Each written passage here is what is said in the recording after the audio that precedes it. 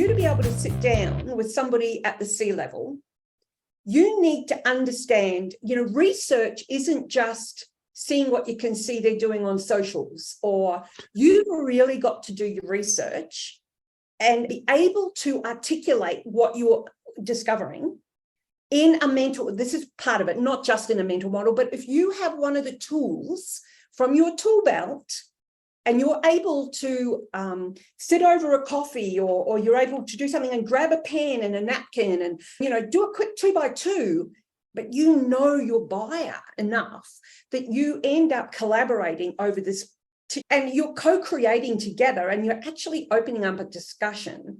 Now, in order for you to be able to do that, you do have to shift and disrupt the way that you think about three things. You're listening to the Sales Today podcast, and I'm your host, Fred Copestake.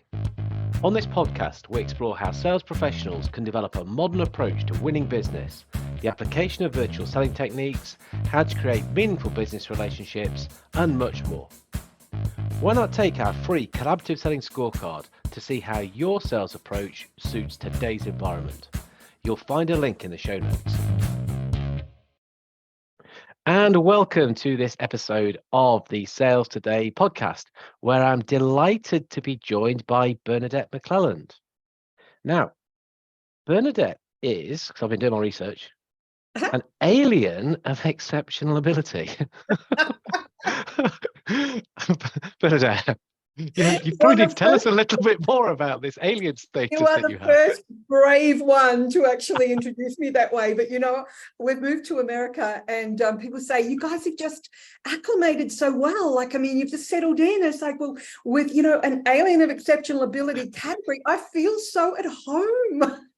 It's like, I have been called worse, but it is a category that I have been approved to become a resident of the United States of America. And it was, I'm not on a travel visa at all. I'm on a residential. So I am a resident now. And that was the category, an alien of exceptional ability in the field of sales leadership. Yeah, because you have, awesome experience when it comes to this stuff. Have you written 6 books now? Yes, Am I right? I've just completed and launched my 6th book, Shift and Disrupt. So yes, I love this space. I'm probably a little bit like you and a lot of our colleagues, in that we really want to make a difference out there in the world of B2B professional selling. And we all come to the table with different ideas, some more alien than others. but yeah. So that's my history is corporate Australia and small business Australia as well, and of course consultancy, my own consultancy for a number of years. Yeah, it is. We all have a slightly different take, or perhaps way of packaging, or a way of thinking about stuff. And I think it's brilliant when it all comes together and we can sort of share ideas and kick them around. I'm not really into the people that are so, it's my way or the highway. This is how it's done. No other. I agree. Yeah, I agree. Sales we're talking about. Come on, there's so many different ways. Yeah. But one of the ways that I've seen you talk, or one of the things I've seen you talk about quite a lot, we're going to come on to Shift and Disrupt, but you've talked about storytelling. I'm interested in that. We can't let you on the podcast without a little bit of time on that one. I did a speaking engagement last year, and it was on story, and because I've been working with a global telecommunications company. They are moving down the track of becoming a storytelling company. And when I say storytelling there, it's your traditional, connection story, success story, influence story, where you're following a certain pattern. And so I had that under my belt, and I did this speaking engagement. And prior to the engagement, I'd put together my keynote and my IP around what I was going to share on stage. And I'm very much into being able to articulate an idea through a mental model, through a Venn diagram or a matrix, or something that actually helps you simplify the complex. And so, we're pattern seeking machines, us human beings. And so, when you're able to look at a diagram or some kind of visual, it helps us to, I guess, absorb that information a lot easier. So I put together a Venn diagram that I kind of like used it as my big idea on the main stage. And that was received really well, but it was just a basic. It was just a basic concept. So anyway, I went back home and I thought, there's something here. How can I build out a body of work that is going to help the sales profession take their conversations to a deeper level? How can we elevate their connections? And by doing both of those things, how can we accelerate their pipeline conversions? And so that became my beta blueprint was based on that. And then I thought, well, okay, now I'll build it out a little bit more. And you think about story. Story is our oldest form of communication.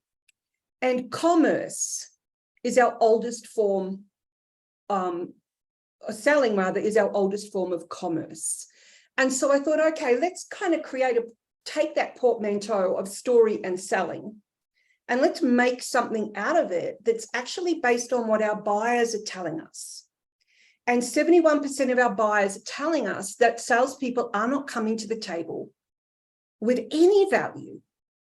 And if we're both on LinkedIn, I mean, you can see that salespeople are just craving that magic bullet. They're craving that quick hack. And it's so much more than that. And so I built the model out, and basically story selling is a philosophy. It's not a methodology at all. If you've got Spin, if you've got Challenger, if you've got Meta, if you've got any of those methodologies, there's nothing wrong with them. They've worked for years and they'll continue working. But what I believe is we need to augment them. We need to put something on top of them, another layer. And so that layer, I believe, is story selling. And so where does the story come in? So if you've got your Venn diagram and you've got connection, conversation, and conversion as your three challenges that every seller faces, or every sales leader kind of has to work with their team, what's the root cause of those problems? What's the root cause of those three challenges? And a Venn diagram has intersections. It doesn't just have circles. It has intersections. And the magic happens in the intersections. And so the root causes in my book are the internal stories that a seller tells themselves about the buyer, the external stories that a seller needs to tell their buyer, and the essential stories that a seller needs to elicit from their buyer. And so they form the basis of the story selling circles. And then there are 3 story modes, which are in the book, which build that out even further, and that becomes the how-tos. So I hope that helps. Oh, it's awesome. It's awesome. And I, without going into the whole changing the podcast into all about stories, but stories, emotion. And so by using those, we're kind of evoking the emotion and getting into that level, which is why it's going to be so powerful in those conversations, I guess. Well, it's kind of like, I call it the Swiss Army knife. So we need to look at different disciplines. So we talk about story. Story isn't just once upon a time. And if you think about, or the hero's journey, it's not just about the hero's journey. If you think about story, that's very much you telling the story. Who's doing all the talking, by the way? Oh yeah, that's what it's storytelling. Yeah. So who's doing and so it's storytelling is very important because it taps into the emotions. Of course it does, but you've got to be mindful that it can't just be about telling a story. There are so many other ways, so many other disciplines that are important in story being our oldest form of communication. And so the Swiss Army knife, the disciplines that I bring in are psychology, definitely. We're talking story. So yes, definitely story. We're looking at mental models, because mental models are a graphical way of articulating a story. We're looking there also at coaching, because if you need to elicit your buyer's story, then I believe selling is not the answer. Selling is an important part of selling. Our selling skills, of course they are, but coaching, and I've always been a proponent of salespeople needing to learn how to coach. And so those essential stories are based on what I refer to as my coach approach for salespeople. So there's all these disciplines, and of course, neurolinguistics comes into it as well, not from a manipulative standpoint at all, but from understanding language and hierarchy of languages. So there's a bit there to unpack. There's a lot of stuff. There's a lot. I was giggling, sorry, when you said neurolinguistics, and I know from training when you say, right, we're going to do some stuff now, and you can use this stuff for bad. Everybody sits up and gets excited, don't they? They love it. I actually debated whether or not to put that word in. I never use it. Yes, I have been a neurolinguistic programmer practitioner for over a decade. Yeah. Have I ever said that I do it or have done it or am or what? Never, because it's irrelevant. But what I've picked out of it from a neurolinguistics, if you notice, I left the word programming off, neurolinguistics, and I'm very big into the power of the brain. Not just, I'm talking about from a executive brain presence, how we can address complex problem solving, critical thinking, creativity, courage. And so very big on the brain and our language and how we language things. Yeah. So that's one of the disciplines that I'm exactly the same. Yeah, I mean, what, 15, 20 years even, but you just don't use well, unless I'm deliberately using it as an attention grabber. Oh, this could be a bit naughty. We all want to know it. So I can see why you get a tad frustrated when selling is sold as hacks. And just say this, or just do this one thing. It's not the Swiss Army knife. I use the drum kit analogy. It's like if you're just sat tapping away on a little drum, it's not a very good performance, really. You need a big kit with all of the different drums to hit to make that right sound as and when you need it. And the better you can play it and the more bits you've got, the better performance, the more people will listen. Yeah, I agree. That's a good analogy. Stories, analogies, mental models. Yeah, we love it. Yeah. Whoa. So there's so much. The reason I really want to talk to you today, I talk about all of these things all day, but it's the new book. The new book is Shift and Disrupt. Stop selling widgets, start selling wisdom. Just the title, I'm sold already. So can you take us through that a bit? Take us through that. Yeah. So Peter Drucker, management consultant Peter Drucker, many of us would know of him.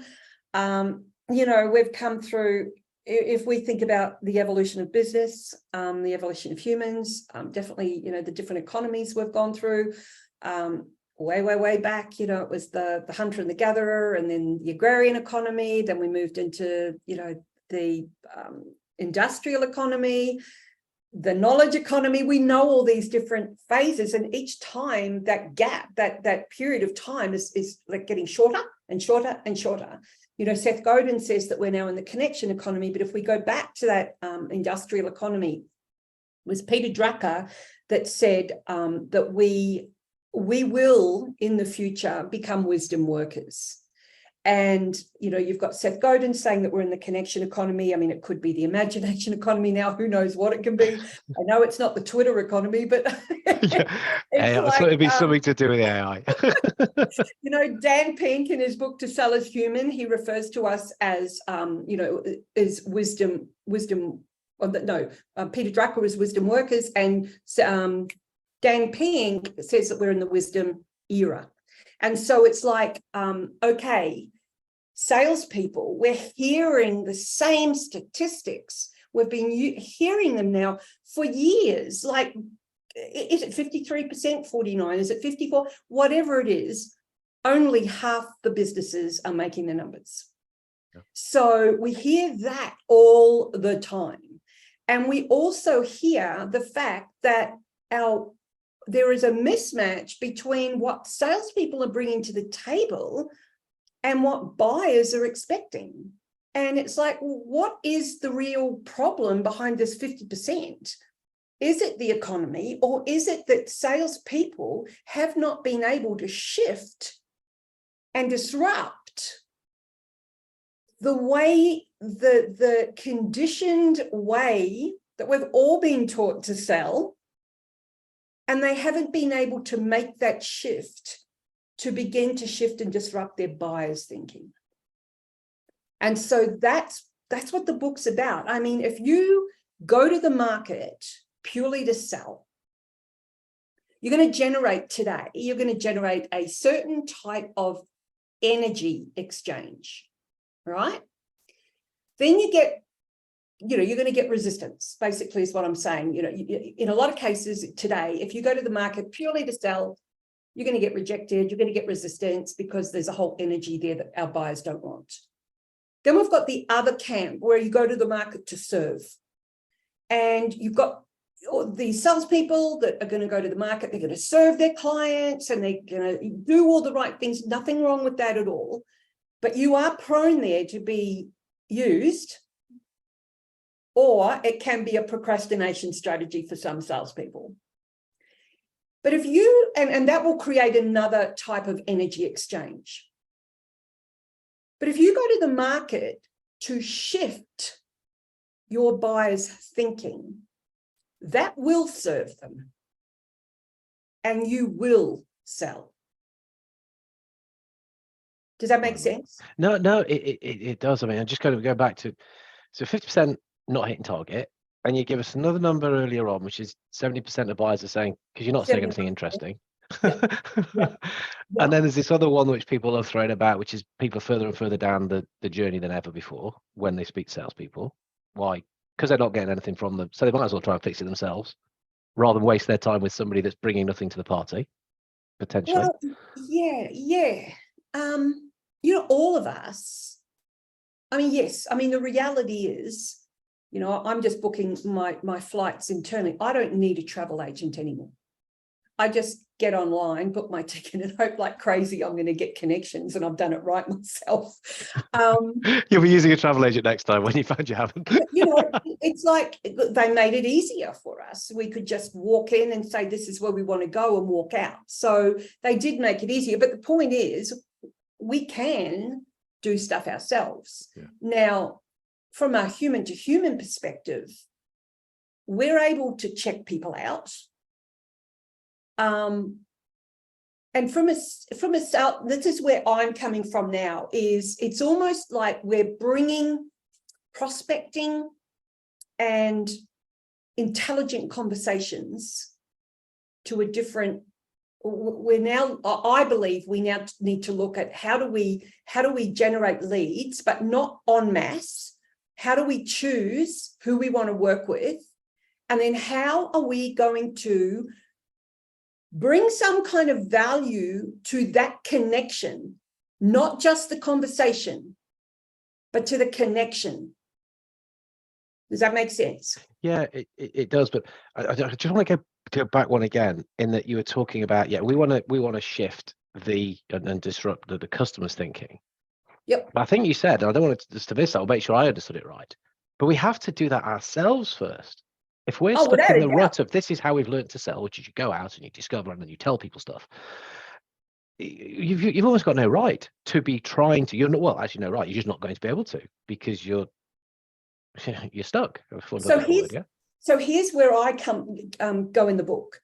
So for you to be able to sit down with saying you guys are working at the C-level, so for you to be able to sit down with somebody at the C-level, you need to understand, research isn't just seeing what you can see they're doing on socials, or you've really got to do your research and be able to articulate what you're discovering in a mental, this is part of it, not just in a mental model, but if you have one of the tools from your tool belt and you're able to sit over a coffee, or you're able to do something and grab a pen and a napkin and do a quick 2x2, but your buyer enough that you end up collaborating over this serviette, and you're co-creating together, and you're actually opening up a discussion.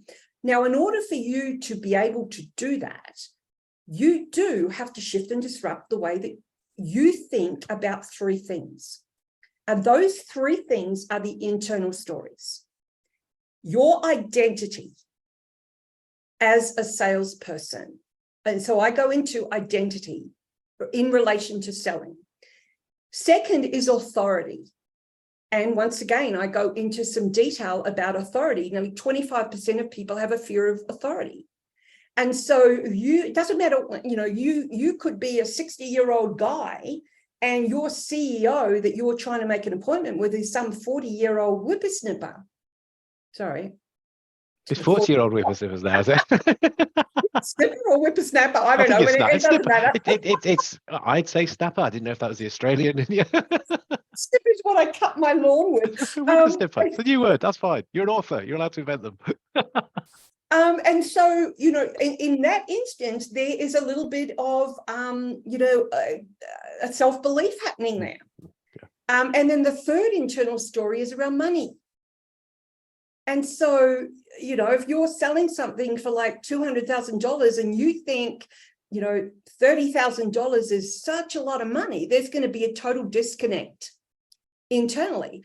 And so, you're right. That's how we have to shift and disrupt our own thinking before we can even consider sitting down and having an in-depth business conversation with somebody that is in authority. Yeah. It's funny. I mean, you kind of mentioned that thing that I love, which is getting a napkin and drawing out something on it together and collaborating on it and a great conversation going. Yeah. Immediately, I've come across so many people, and so have you, who go, but you can't do that with the C-suite. Oh, they need a really spangly PowerPoint presentation. It's like, they've probably seen a few. They love the napkin version. There's one thing, as a keynote speaker, like as a main stage keynote speaker who has a clicker and has does the full thing, has the slide set and all the rest of it. My belief here is that you, as a speaker, what happened if the technology failed? You should be able to continue without missing a beat, without slides. And it comes back to that. You've got salespeople in boardrooms, on Zoom, wherever, and they're just relying on the words of that PowerPoint. But, we are human beings. We want to be drawn into something. And when you can draw, like I'm talking literally draw some squares and some circles and some triangles, we draw people in. And you think about it, as children, what were the first pictures we drew?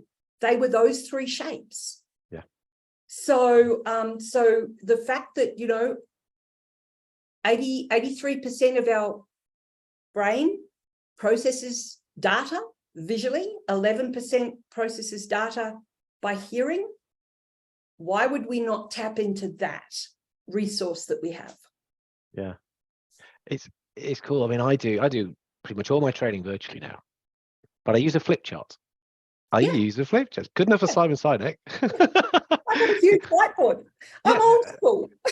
Well, old school, yeah, but it's kind of become new again. And people love it. It's like you've got the high-tech version with it. You need a decent camera, but then standing, because when you stand, you can communicate better as well, and drawing. Yeah, people love it. Yeah, it draws us in. Oh, I like that. I like that. And in the past, I mean, I was with a colleague once, and did she prepare this presentation? It was so bad. There were so many words. It was so dull and everything. So I was like, I hid the drive. I hid it. Oh no, we haven't got a thing. Well, I'll tell you what, I could draw it for you if you want. Yeah. People loved it. It was on purpose. I can admit to that now. It's 20 years ago. There you go. We're human. Yeah. Oh no. Oh no, I love that. So yeah, so our own identity, our authority, and our money beliefs, and then putting together our thing, or putting together. So thinking, I don't think we spend enough time thinking as salespeople. I think sometimes it's frowned on. Have you found that? Why aren't you rushing Uh, around doing stuff? You should be doing things. I'm yeah, thinking. Well, stop thinking. Do. Oh, yeah. what? It's Yeah. really, actually really from a brain health perspective. And you know, that's the other thing too. You know, we've got 63% of people out there are going home, salespeople are going home drained.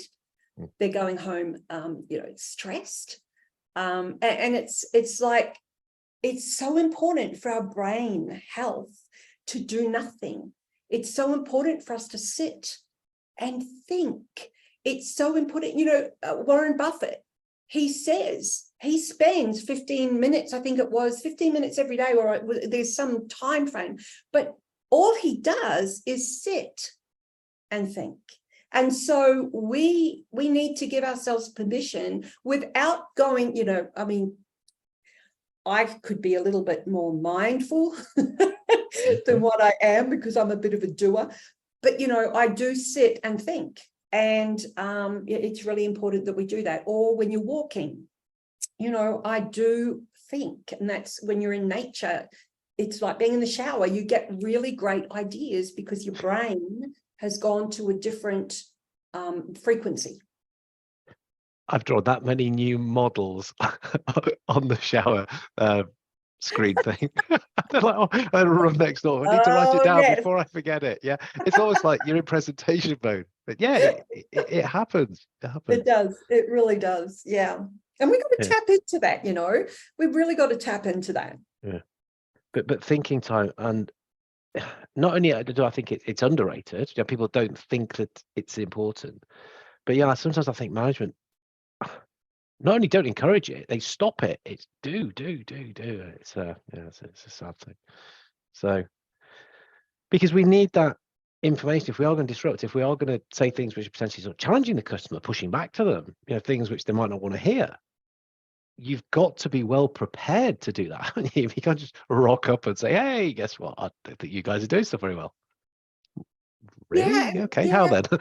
Yeah. Yeah. It's yeah, it's not quite that blunt, but No, it's but if you're not yeah, careful and you haven't thought about it, and you haven't thought about the words, you haven't thought about the actual content, what you're going to say, it could yeah. come out like that.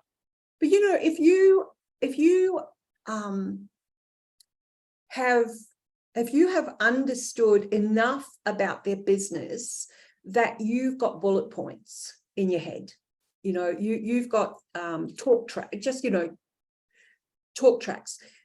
You don't need to be the expert in their business. You can't, you never will be.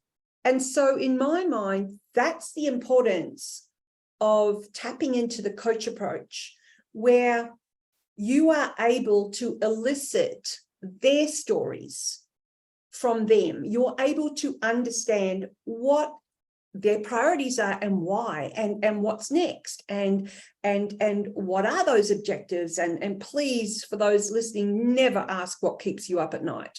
Never ask that. You know what you can do, and this is part of, you know, what I refer to in the book. It's like assumptive statements. You can tell them what you know about the business in a statement format to generate conversation. Now, if you're wrong, does it matter? Because there is no right or wrong, there's simply your perspective. And that, if you are wrong, generates a conversation where you can elicit even more of their story. So, you know, once again, this comes back to how you see yourself and your views on authority. Yeah, that's what exactly the same I say to people. It's like if you go in and say something, you know, your hypothesis, your intelligent piece of thinking, if you're spot on, it's like, wow, I like you, yeah, I'll work with you. If you're kind of there, it's like, well, yeah, we can work together and correct that. If you're totally wrong, as long as you've, it's almost like we were told at school, shown your thinking, you know, shown your calculations. Yes, the Why have you comprehension. said that? Okay, you've taken some time and effort to try to understand this, but actually, you would never know that in our business we're actually doing like this because it's actually secret. But I'll share it with you because you're interested in this stuff. I think it Yeah, works, you know. yeah. But Of yeah, course. what keeps Of you awake course. at night? What are your pain points? I actually heard someone ask that the other day. Oh, yeah, yeah, What are your yeah, pain points? No, that's a salesy word. That's our shorthand yeah, to try to find exactly. stuff. You use it. Totally Um, agree. coach approach. I love this. Our job is to help them to think, isn't it? We've got to Yeah, help people to think. our job is to provide. I want my clients or my prospects or my whoever, I want them, I use the analogy, driving home at night, they're sitting at the lights have gone red, and they're thinking to themselves, wow, that question she asked me, and they missed the green light. That's what I want them to Beep, do. beep, beep, beep, To beep, be beep, beep, beep. thinking, to be thinking enough about, wow, hang on, what if, yeah, Yeah. what if, or what's next? And those questions don't come accidentally, do they? They don't come by winging it. They don't come because you're so brilliant that you're able to kind of synthesize these on the spot. That's your thinking. That's your prepping and setting yourself up to position that. And it's not hard to do, but it does mean doing the work. And that's the difference, I think, is that, and that's what I say, because this approach is different. The approach in this book is totally unique, and it is a shift, but it is not a difficult shift. It's a fun shift, and it's for those that are seeking. They know that they're capable of so much more, and all we know is what we know. Like, we don't know what we don't know. And so what I'm introducing in this book is something that you don't know yet. But when you know it, it's not difficult, but it's fun, and it is so engaging, and it is so next level for the buyer. You've sold me on the fun. Yes, it's I got to think be. so. It's got to Sometimes be. the fun's going out of this. Let's have It's some got to fun be again. Come fun. on. Yeah. Yeah. Yeah. Okay, so where can people get the book? Where can people get the book? Yeah. So shiftandisrupt.com. So it has its own little home Oh, cool. on Amazon. And so, and shiftandisrupt.com will point you to Amazon anyway. But there's just a little bit more as to the book on the URL, shiftandisrupt.com. I have my own YouTube channel based on the contents of the book, and the YouTube channel is called The Story Seller. Just The Story Seller. The story seller. Okay. It's got a really good following, and I would invite your viewers and listeners to join me there as well. And connect with you on LinkedIn? Yeah, connect with me on LinkedIn. If anybody is interested in me helping create your own businesses models so that your team can, based on your own clients, I'm more than happy, just connect with me in at BernadetteMcClelland.com or LinkedIn. Yeah. We will pop all these into the show notes. So Yeah, cool. yeah, we'll put there. We can find them there. Bernadette, thank you so much.